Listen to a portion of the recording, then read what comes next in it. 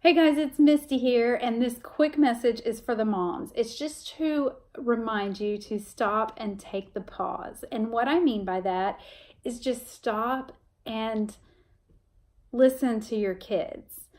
Stop and hear what they're saying. Stop and join them in the things that they're doing. Because a lot of times we're too busy to stop, and sometimes it comes out as frustration and yelling. And an example this week, my kids, I could hear they were up at 1 o'clock in the morning and they had school. And so I'm just yelling from downstairs for them to get to bed because we're tired also, and because they have school tomorrow. But this time was different. I went upstairs and I stood at the door before I opened it, and I was listening to them talk, and they were talking about scripture.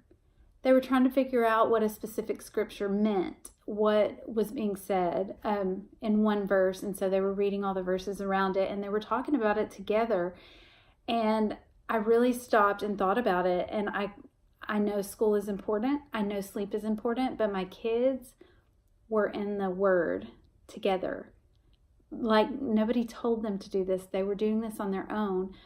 And that right there was more important than getting up early for a school day, which we still did. But had I just started yelling from downstairs, I would have never witnessed that moment between them. I could have completely ruined that moment between them. And I just went back to my room and I stayed there for probably about a half an hour or more. And then I thought, you know what, I'm going to see if they're still up and I'm going to join in. So I took my Bible in there, and for another hour or more, we all went through scripture together. And it was really a special, precious moment that would have never happened if I didn't stop and take that pause and didn't just immediately react. A lot of times we don't know what our kids are doing. I mean, like, sometimes it does sound like they're just misbehaving, or